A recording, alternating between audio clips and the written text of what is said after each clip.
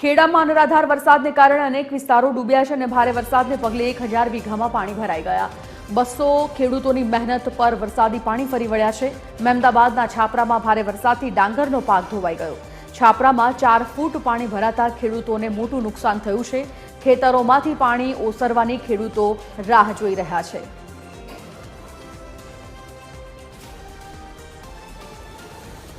સંવાદદાતા ભાવિના દરજી phone line પર જોડાઈ ગયા છે। ભાવિના, ખેડૂતોને ખાસું નુકસાન થયું છે કારણ કે ખેતરોમાં 4-4 ફૂટ પાણી છે।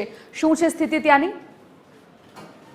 જી સંજીવની, છેલ્લા 48 કલાકથી ખાસ કરીને ખેડામાં વરસાદી માહોલ જોવા મળી રહ્યો છે અને મહેમદાવાદમાં અત્યાર સુધી 20 ઇંચ કરતાં પણ વધુ વરસાદ જે છે તે ખાબક્યો છે અને આસપાસના ગામડાઓમાં વરસાદી પાણી ગરકાવ થઈ ગયા છે।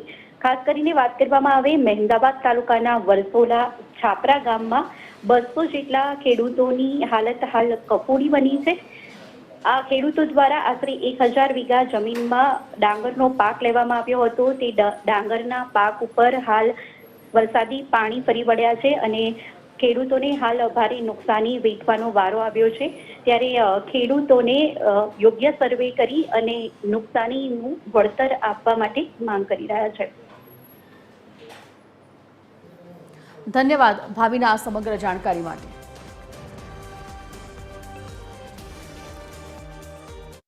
હું છાપરાનો રહેવાસી છું।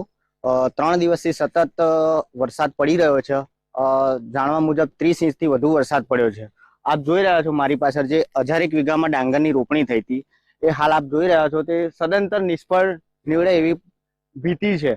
ખેતરોમાં જોઈએ તો લગભગ કમર સુધી પાણી ભરાયેલું છે। આજુબાજુ આપ જોઈ શકો છો સીમ વિસ્તારમાં રહેણાંક છે એના ઘરોમાં બી પાણી આવી ગયું છે।